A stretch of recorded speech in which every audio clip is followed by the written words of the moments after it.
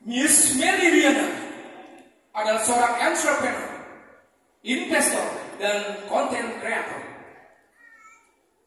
Dalam waktu singkat setelah kelulusannya, Miss Mary Riana mencapai pendapatan $1 juta di usia 26 tahun. Melalui seminar, buku, radio, dan TV show-nya, Miss Mary Riana telah menciptakan dampak positif dalam kehidupan jutaan orang di Indonesia. Bahkan kisah hidup Miss Mary Riana telah diangkat ke layar lebar dan menjadi film biografi terlaris di tahun 2015. Mary Riana Group memiliki beberapa bisnis unit di bidang edukasi. Mary Riana Learning Center dengan 11 cabang yang tersebar di Indonesia telah membantu pengembangan diri ribuan anak dan remaja. Selain itu, Miss Mary Riana adalah founder dari Adventure, sebuah startup teknologi edukasi yang berfokus kepada pengembangan diri melalui experiential learning. Miss Mary Riana juga membagikan inspirasi dan motivasi harinya melalui YouTube, Instagram, Facebook, dan Twitter kepada jutaan subscribers dan followers beliau. Selain Miss Mary Riana adalah Managing Principal MD Group, sebuah venture builder, bersama dengan David Cokro Raharjo dari You can take me out from Indonesia, you can never take Indonesia out from me. Yang sukses dalam bisnis mereka, salah satu di antaranya adalah Mary Riana. Mary Riana. Mary Riana. Mary Riana. Mary Riana. Mary Riana. Oke, sekali lagi. Indonesia, mana semua suaranya? Yo. Yang sebelah kiri saya dari Miguel. Jadi kalau saya bilang Indonesia, jawabannya cuma satu, semua angkatan udara, dan jawabannya adalah pasti bisa. Oke, kita tanya semangatnya. Indonesia. Pasti bisa. Indonesia. Pasti bisa. Pasti bisa. Semua tapi juga berbagi. Jadi siapa dari Anda yang nggak sabar ingin belajar lebih banyak lagi hari ini, angkat tangan bilang saya. Thank you. Oke. Nah, dan saya selalu percaya, dan kalau Anda perhatikan, kenapa sih Miss Mary kok selalu berenergi banget? Kenapa sih Miss Mary kok selalu membangkitkan energi? Karena dengan harus memberikan yang terbaik, karena Anda layak untuk mendapatkan yang terbaik. Setuju? Setuju. Jadi semuanya bilang saya layak mendapatkan yang terbaik. Harga berikan kepada paling luar biasa sekali. Oke. Mereka berpikir bahwa E itu sama dengan O. Oke. E itu adalah event, kejadian. O itu adalah outcome, hasilnya. Banyak orang berpikiran bahwa wah, kalau keadaannya buruk, pasti hasilnya juga buruk, pasti nasibnya juga buruk. Kalau keadaan dan ini adalah kesimpulan yang salah. Nah, yang benar adalah ya, jadi kejadian event itu berbeda dengan hasil. Jadi E ditambah R sama dengan O. Oke, semuanya bilang E ditambah R sama dengan O. Thank you. Sekali lagi, 2 kalimat lagi, kelas lagi. E ditambah R sama dengan O. Terima kasih. Oke, bahwa keadaan itu berbeda dengan hasil. Oke, tapi yang menentukan hasil yang membedakan itu adalah respons kita. Bagaimana kita menyikapi suatu keadaan, itulah yang akan menentukan hasil. Lembek, letoy, apalagi nih LL yang biasanya melemahkan. Lelet, lebay, linglung, ya kan? Nah, mau keadaan sebagus apapun, tapi kalau respons kita seburuk itu lemah, letih, lesu, lembek, letoy, lebay, hasilnya pun respons kita baik. Kita mau belajar, kita mau berkembang, kita mau bangkit dari kegagalan, kita mau berkolaborasi, kita mau bertumbuh, kita mau cari jalan, kita mau bekerja keras, dan BB lainnya yang baik-baik. Mau keadaan seburuk apapun, tapi kalau respons kita baik, saya yakin, saya jamin hasil akhirnya pun pasti akan baik.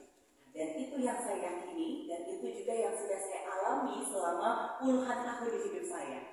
Dan dari situlah saya menyimpulkan bahwa hidup itu sungguh-sungguh menarik ya. Hidup itu 10% tentang apa yang terjadi, tapi 90% tentang bagaimana kita menyikapi.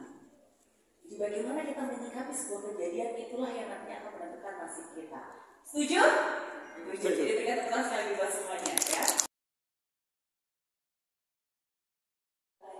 Dari seorang anak yang lahir di Tanjung Priok yang gak pernah kepikiran bakalan sekolah di luar negeri, punya bisnis sendiri, apalagi punya bisnis di luar negeri, tapi semua itu berubah lewat sebuah musibah yang saya gak pernah bayangin bahwa itu bisa membawa saya menjadi miliuner sekarang saat ini.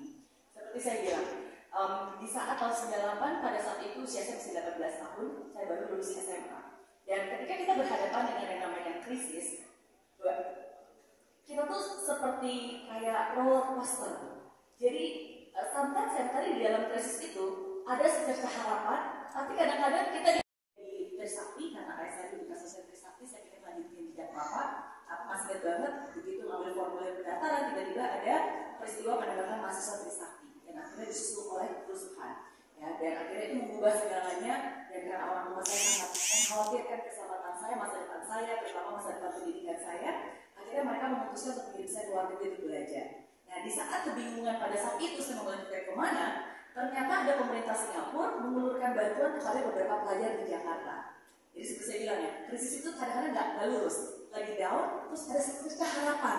Wah, kayaknya ini nih bantuan. Tapi ternyata dikecewakan lagi. Ketika saya diterima di salah satu universitas di Singapura, karena pemerintah Singapura mengulurkan bantuan, tapi ternyata saya harus bayar biaya sendiri. Jadi cuma diterima aja, tapi nggak dikasih beasiswa dan dikasih uang.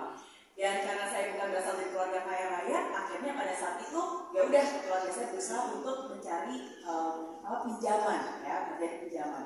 Jadi tadi udah ada harapan, tiba-tiba butuh uang, tiba-tiba dapat harapan lagi, kita cari pinjaman, ternyata dapat pinjaman.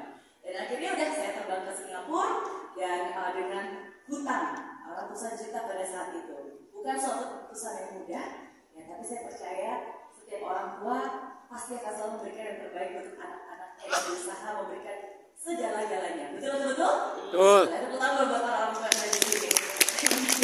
Ternyata yang terjadi sungguh berbeda. Ternyata uangnya nggak cukup. Ternyata uang pinjaman yang diberikan sangat tidak cukup, dan ternyata keadaan di sana itu sangat berbeda sekali, apalagi dengan kondisi dolar yang sangat tidak menentu pada saat itu. Dan akhirnya itulah yang terjadi.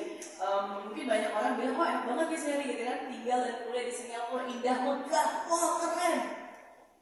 Tapi nggak ada yang pernah nyangka bahwa di tempat itulah seorang mahasiswi dari Indonesia yang harus bertahan dan berjuang bertahan hidup hanya dengan $10 setiap minggunya. Dan itulah kisah hidup saya pada saat itu. Sudah terlanjur merantau di negeri orang, dan pada zaman dulu kan nggak ada Zoom, nggak ada handphone yang kita bisa call setiap hari gitu. Dan ternyata sampai sana sendiri itu tidak mudah dan harus beradaptasi dengan segala macam kekurangan dan segala macam keterbatasan. Juga manusia, kadang kesabaran kita ada batasnya, ada kesulitan demi kesulitan. Kalau cuma terjadi sehari dua hari mungkin kita masih bisa, ya sudah lah. Tapi kalau itu terus menerus terjadi setiap minggu, setiap bulan, bahkan bertahun-tahun, seringkali akhirnya tanpa kita sadari kita akan terjebak dalam hal-hal yang sangat negatif, pikiran yang negatif, perkataan yang negatif, dan akhirnya hidup kita jadi lebih negatif dan jadi lebih buruk. Dan itulah yang terjadi dalam hidup saya. Hati-hati dengan jebakan ini. Oke, saya menyebutnya jebakan ABC. Oke, ada yang tahu apa jebakan ABC? Oke, coba semuanya tanya, ABC itu apa Mas Mary? ABC apa? Thank you. Oke, hati-hati ya, ini jebakan ABC. Angry. Oke, semuanya bilang angry. Oke. Jadi ketika kita berada dalam situasi yang tidak mengenakan, keadaan buruk, krisis, kesulitan, keterbatasan, apapun itu, oke? Yang pertama adalah angry. Kita menjadi orang yang mudah marah, gampang banget kesal, marah terhadap situasi, marah terhadap hidup, marah terhadap keadaan. Coba Anda perhatikan, apakah mungkin selama 2 tahun terakhir ini ada frekuensi kemarahan? Blaming. Oke, semua bilang blaming. Blaming itu menyalahkan. Nah, karena kita kesal, marah, kesal dengan situasi, kesal dengan hidup, kesal dengan keadaan, akhirnya kita menyalahkan. Gara-gara kamu sih, gara-gara istri sih nggak pernah mau support, gara-gara suami sih kerja nggak.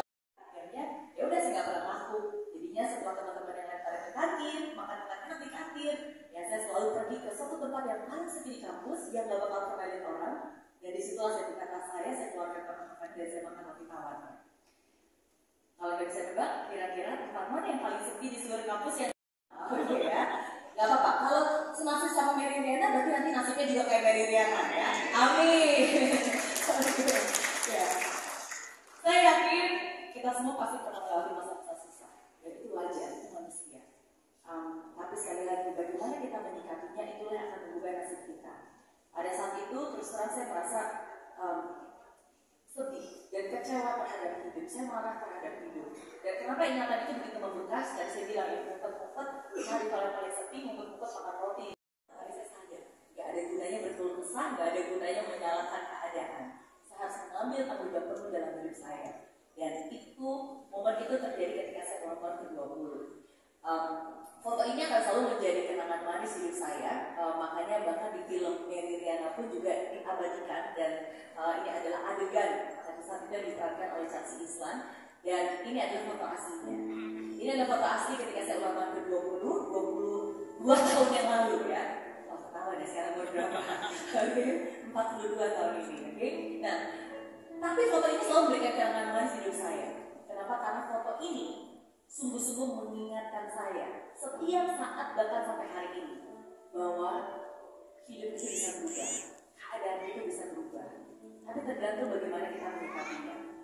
Dan tepat di saat itulah, di saat saya ulang ke-20, di saat itulah saya berhenti menyalahkan keadaan, berhenti mengasihani diri saya sendiri, dan saya berjanji dan saya bilang, pokoknya sebelum saya ulang tahun ke-30, saya harus sudah bisa punya kebebasan finansial. Saya harus sudah bisa bayar utang-utang pendidikan saya. Saya harus sudah bisa membahagiakan orang tua saya. Selagi saya masih bisa, selagi mereka masih ada. Dan kalaupun suatu saat nanti saya harus kembali ke Indonesia, saya harus kembali ke Indonesia sebagai orang yang sukses. Dan itulah mimpi tunggal saya pada saat itu. Yang berawal dari sebuah mimpi. Mungkin pada saat itu tidak ada perubahan yang signifikan dalam hidup saya. Hidup saya belum berubah seketika. Fisiknya belum berubah. Tapi apa yang berubah? Cara pikir saya, sikap saya terhadap hidup. Dan di saat itulah saya mengubah ABC-nya. Yang awalnya angry, blaming, and complaining, saya ubah. A yang pertama adalah attitude. Oke, saya mau bilang attitude. Saya mengubah sikap saya terhadap hidup. Tidak lagi menjalani hidup dengan berkeluh kesah, marah-marah, menyalahkan keadaan, mengasihani diri saya sendiri. No, hidup ini cuma sekali. Dan saya mau mengambil penuh tanggung jawab atas hidup saya. Saya mau bersikap yang baik. Dari situlah saya mulai lebih mensyukuri apa yang masih ada. Bagaimana saya menyikapi hidup yang saya jalani, itulah yang nantinya akan mengubah nasib saya di kemudian hari. Attitude. B yang kedua, believe. Ya, semuanya bilang believe. Believe. Apa yang Anda yakini, itulah yang akan terjadi. Pada saat itu, saya percaya bahwa ada yang baik dalam diri saya yang belum saya temukan, yang bisa saya gali, yang bisa saya kembangkan. Saya percaya bahwa ketika Sang Pencipta menciptakan saya itu nggak sia-sia. Saya itu bukan sampah, masih banyak hal yang bisa dilakukan. Saya percaya bahwa masa depan saya lebih baik daripada keadaan saya. Saya percaya bahwa nasib bisa dirubah, kesempatan masih ada. Saya percaya bahwa saya bisa menjadi orang yang luar biasa, yang bisa membahagiakan orang tua. Ingat, apa yang Anda yakini, itulah yang sungguh-sungguh akan terjadi. Kalau Anda percaya Anda nggak bisa, ya betul, Anda akan selamanya nggak bisa. Tapi kalau Anda percaya bahwa kayaknya bisa, Anda masa depan saya lebih baik daripada keadaan saya hari ini. Dan C, yang ketiga adalah choice. Oke, saya bilang choice. Pilihan. Saya menyadari bahwa di hidup ini ada begitu banyak pertanyaan yang kadang saya nggak tahu jawabannya. Kenapa ini harus terjadi? Apa maksudnya ini? Kenapa saya harus begini? Dan di hidup ini ada begitu banyak pertanyaan yang saya mungkin nggak tahu jawabannya. Tapi walaupun saya nggak tahu jawabannya, saya tetap punya pilihan. Saya memilih untuk terus berjalan. Saya memilih untuk bangkit dari keterpurukan. Saya memilih untuk berprasangka baik terhadap hidup, terhadap apa yang saya alami. Saya memilih untuk terus berjuang, walaupun saya nggak tahu jalannya bakalan seperti apa. Dan menyerah menyerah dengan keadaan atau bangkit dengan keyakinan. Dan saya yakin Anda tahu yang mana yang saya pilih. Saya memilih untuk memperjuangkan hidup saya dan bertanggung jawab atas hidup saya, menyelesaikannya sampai tuntas apa yang sudah menjadi pilihan saya. So, ABC: attitude, belief, and choice. Dan di pagi ini, how to turn crisis into opportunity. Pilihan-pilihan hidup seperti apa? Ada yang hal harus dirubah dan ada hal yang mungkin harus tetap dipegang teguh. Pagi ini saya membagikan ada dua hal yang mungkin harus dirubah. Okay? Yang pertama adalah ubah cara pandang Anda. Okay? Change perspective. Okay? Semua bilang change perspective. Change perspective. Okay? Bagaimana Anda memandang hidup? Okay? Itu sungguh-sungguh sangat penting. Saya ingin Anda mengubah kacamatanya. Kalau selama ini Anda merasa bahwa hidupnya kayaknya buram, gitu sulit, okay? Bukan hidupnya yang sulit, mungkin kacamatanya yang sedikit buram. Coba kita bersihkan dan kita melihat dari kacamata yang berbeda. Okay? Change perspective. Satu video dulu yang saya putarkan, semoga video ini bisa membuka cara pandang. Di video berikut nanti akan ada dua tim basket lagi berlatih basket. Yang satu pakai baju warna putih, yang satu pakai baju warna hitam. Nah, saya ingin Anda perhatikan tim yang pakai baju warna putih. Ya, perhatikan tim yang pakai baju warna apa? Putih. Dan hitung berapa banyak dia melempar bola ke anggota timnya juga yang pakai baju putih. Bisa? Oke, ya, kita lihat dulu video berikut ini. This is an awareness test. Oke, perhatikan tim yang How putih. many passes does the team in Dan white hitung berapa banyak dia melempar bola ke anggota timnya juga yang pakai baju putih.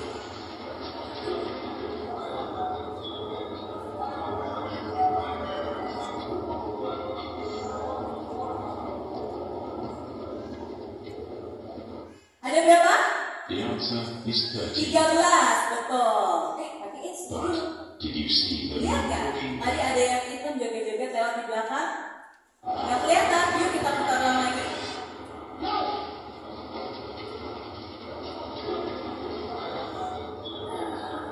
Lihat ada yang hitam lewat di belakang.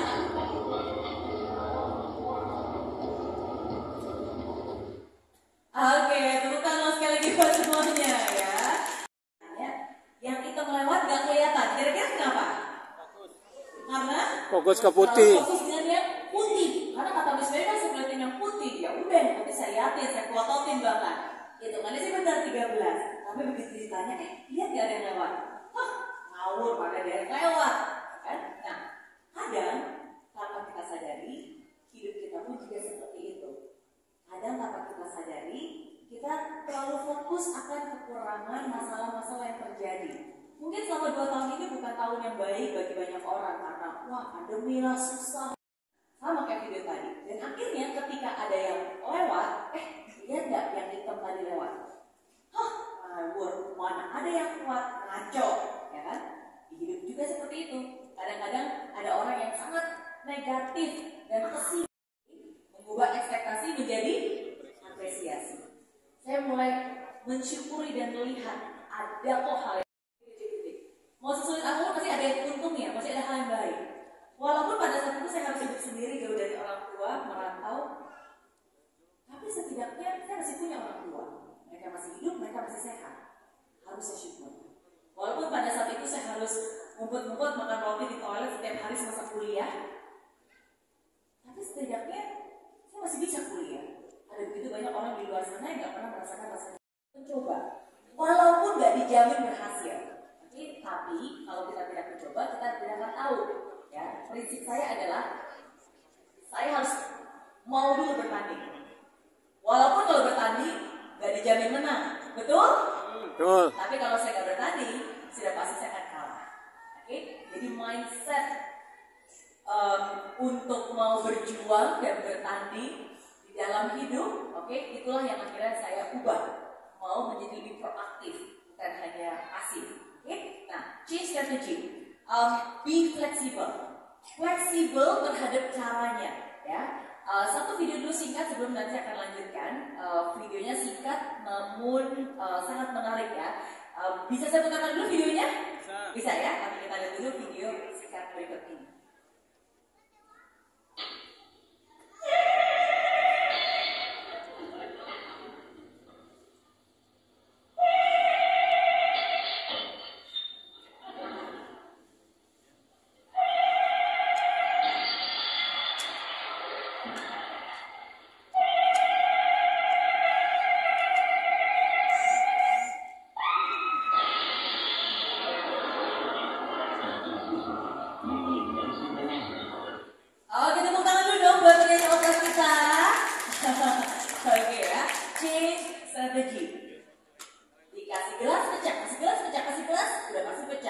coba ganti dari gelas, ganti botol, ganti botol plastik kan. Ternyata satu perubahan kecil bisa membawa hasil dampak yang luar biasa berbeda. Oke? Nah, dan itulah yang saya praktekin. Kalau tadi saya bilang berawal dari sebuah mimpi, terus gimana dong akhirnya bisa dapat $1 juta? Saya masih nggak tahu harus ngapain, saya masih nggak tahu harus mulai dari mana, saya bahkan masih nggak tahu gimana ya caranya saya bisa mewujudkan mimpi-mimpi itu, sama sekali nggak kepikiran, sama sekali nggak tahu. Tapi pada saat itu saya sadar kalau saya sungguh-sungguh benar-benar serius ingin mengubah hidup saya, bertahan aja nggak cukup, saya harus berjuang. Tahu bedanya bertahan dan berjuang? Jelas berbeda ya. Kalau sebelumnya di hidup saya tuh terus bertahan untuk makan roti di toilet, bertahan hidup hanya dengan $10 setiap minggunya. Mau sesabar apapun saya bertahan, mau setabah apapun saya bertahan, saya nggak akan mungkin bisa mengubah hidup saya. Saya harus berjuang. Dan saya maksudnya berjuang berarti saya harus bergerak. Saya harus keluar dari zona nyaman saya harus mencoba sesuatu hal yang baru yang berbeda dari apa yang saya lakukan setiap harinya. Dan disitulah saya memutuskan untuk bekerja, mencari uang tambahan dengan bekerja. Dan tentu saja nggak mudah, apalagi untuk anak perantau yang nggak punya izin kerja, nggak punya student pass, nggak punya work permit, nyari kerjaan di Singapura, wow itu susah banget. Oke?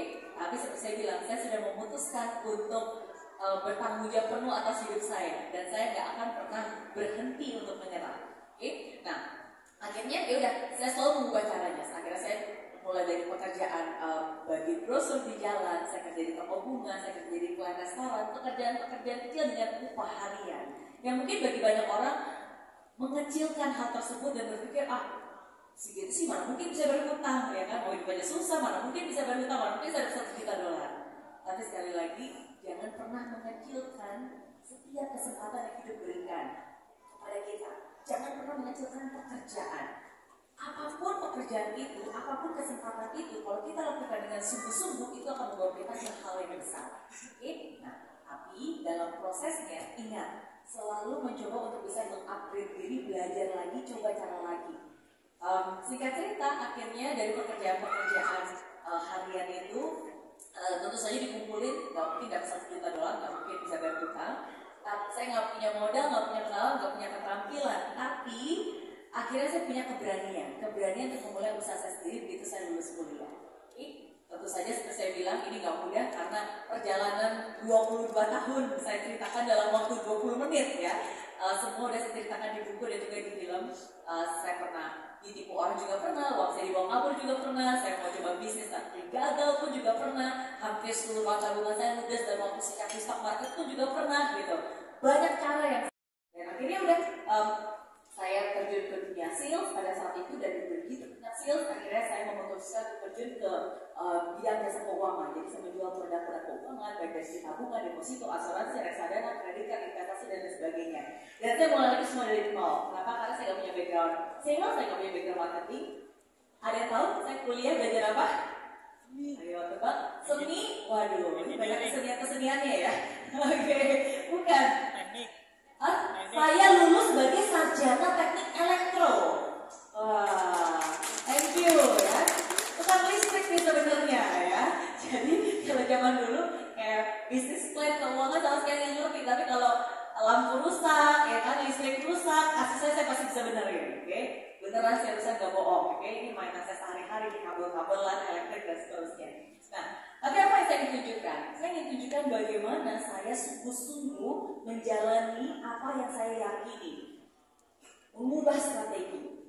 Kalau saya harus belajar lagi dari awal, saya akan pelajari. Saya akan hargai prosesnya. Gak ada pembelajaran yang sia-sia. Saya gak menganggap ijazah saya sebagai kesia-siaan. Wah, saya tuh Miss Mary udah lulus jadi sarjana teknik elektro, masa ilmunya gak dipraktekkan. Saya gak mau ijazah saya membatasi apa yang saya bisa lakukan dalam hidup ini. Tapi justru dengan modal ijazah itu saya mau belajar hal yang baru lagi. Dan presentasikan produk keuangan yang saya jual pada saat itu. Ya, sangat tidak mudah, sangat tidak mudah. Tapi siapa bilang hidup itu mudah? Justru karena hidup itu tidak mudah, makanya kita tidak boleh menyerah begitu saja. Harus jadi orang yang tangguh. Oke? Ubah strategi. Ingat, yang diubah strateginya, bukan intinya.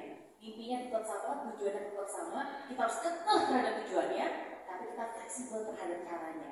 Cari cara dari sebuah strategi sehingga kita bisa sampai ke tujuan. Oke? Jadi dua hal yang dirubah, ubah cara pandang dan ubah strategi. Ubah yang ada di pikiran dan ubah cara tindakannya. Karena hanya pikiran dan tindakan ini nanti akan menentukan hasil. Jadi strateginya adalah kita hanya jalan kalau cuaca bagus. Cuaca bagus kita jalan. Kalau cuaca buruk kita akan istirahat, ngumpulin tenaga. Jadi strateginya adalah hanya jalan ketika cuaca bagus. Itu strateginya si Scott. Okay? Nah, berbeda dengan Scott, si Amundsen yang lukisan melihat situasi yang sama, tapi kesimpulannya berbeda. Justru dia berpikir, wah, cuaca di kutub selatan ini amat sangat tidak bisa diprediksi. Kalau gitu, saya nggak boleh bergantung dengan cuaca.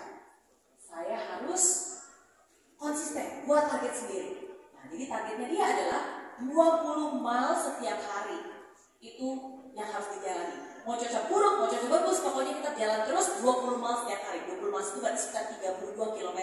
Setiap harinya nggak peduli sama cuaca. Oke? Nah, dua strategi yang amat sangat berbeda. Menurut Anda, yang mana yang akhirnya berhasil sampai ke kutub selatan? Oke ya. Tentukan pilihan masing-masing ya. Coba pikirkan, karena dua-duanya sama-sama masuk akal. Karena dua-duanya sama-sama strategi yang seringkali kita pakai dalam hidup kita juga. Oke? Tentukan pilihan ya. Ini nanti kita do quick count ya. Oke. Scott atau Amundsen? Oke, sudah tentukan pilihan? Oke ya. Oke, sekarang kita itu pakai suara dan tepuk tangan ya, biar saya bisa tahu. Oke, kalau gitu saya mulai dari tim Scott. Mana semangat suaranya? Oke, lumayan ya, tapi nggak terlalu banyak. Sekarang kita coba tim Amundsen. Amundsen! Wow. Ulang lagi, tim Scott. Amundsen. Amundsen! Wow. Oke ya, berarti di putaran pertama kayaknya tim Scott 20%, Amundsen 80%. Oke. Kita lihat ada bedanya. Nah, bedanya kalau tim Scott sampai di bulan Januari 1912, dan Amundsen sampai di bulan Desember 1911. Jadi Amundsen sampai duluan. Tepuk tangan buat Amundsen. Oke ya. Nah, ini rutenya.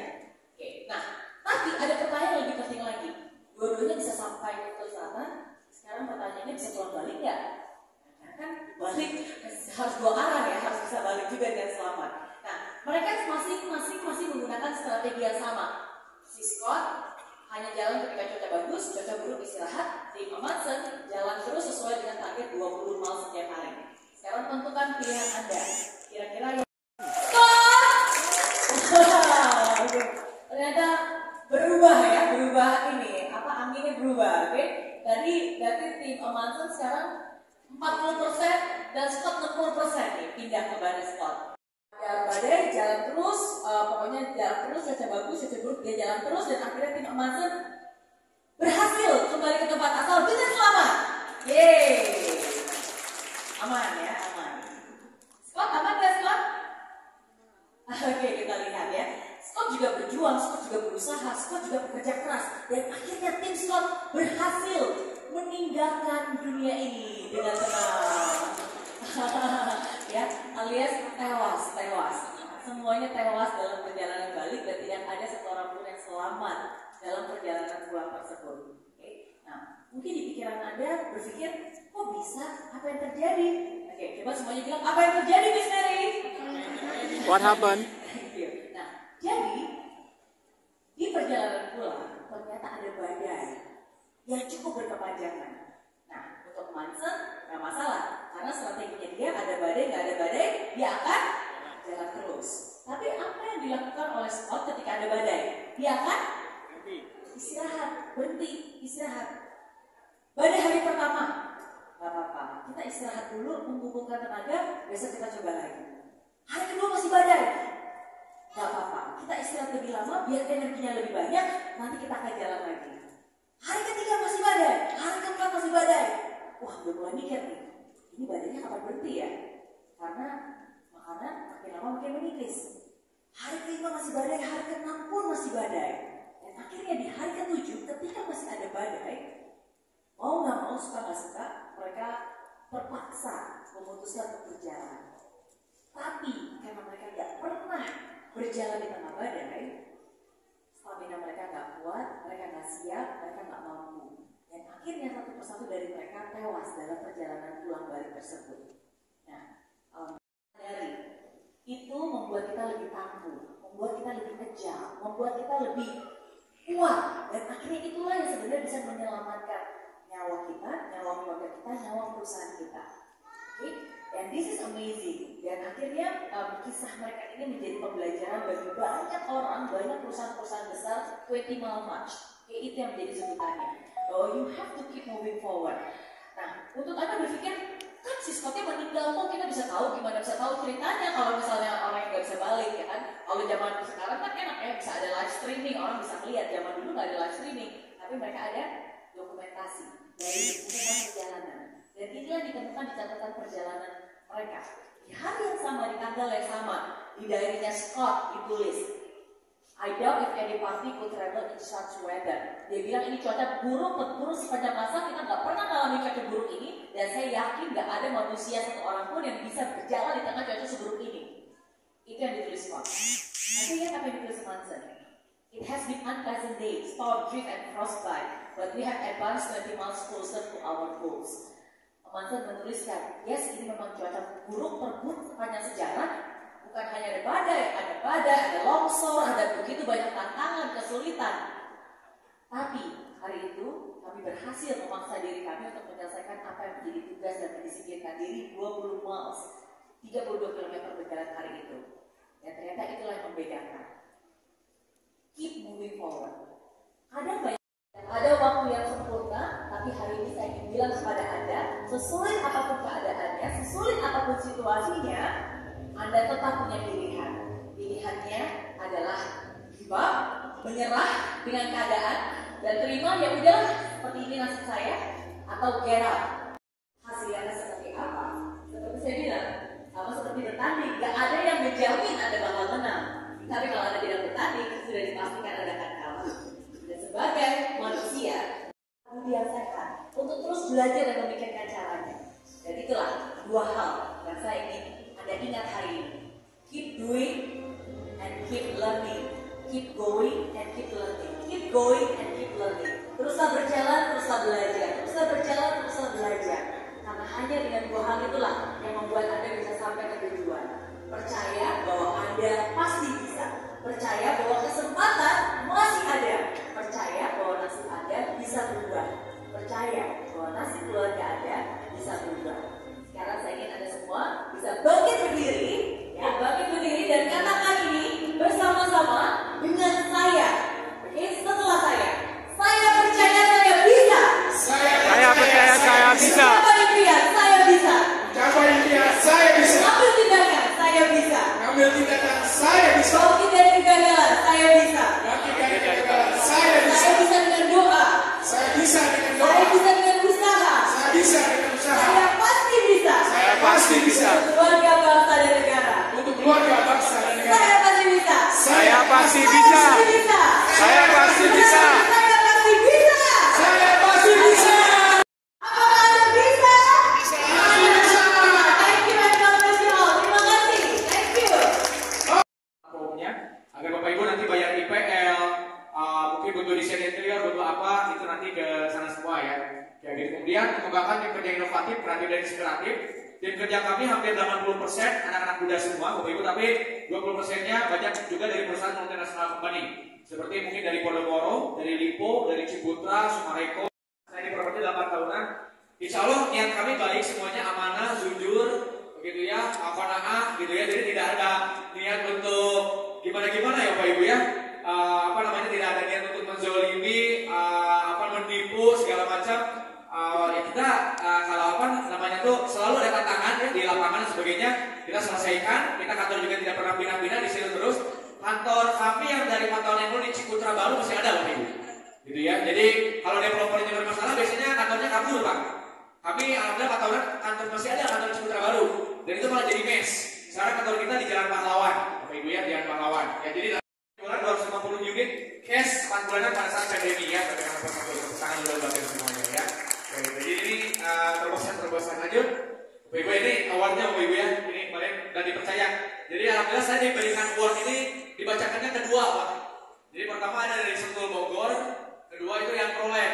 Nah biasanya kalau dibacain kedua itu masih ada ketua MPR, masih ada Pak Sandiaga Uno, masih ada petinggi-petinggi Ciputra, masih ada marketing, sales, outsource dan sebagainya. Itu kami sangat menjaga dengan sangat baik-baik sekali ya. Dan terutama dari sharing produk produk yang sudah kami serah terimakan Bapak Ibu. Besar mungkin nanti apa tinggal beli share saham aja ya, naik isu dan lain sebagainya. Jadi sampai saat ini kami tidak punya beban. Kenapa developer perusahaan orang-orang profesional dari multinasional company di Jakarta mau pindah ke perusahaan kami karena yang tidak ada beban. Ya, bahkan perusahaan yang besar aja untuk keluarin budget digital sekian juta aja itu katanya bikinnya 1 kalimat dan bahkan nggak di ACC. Sama ada dari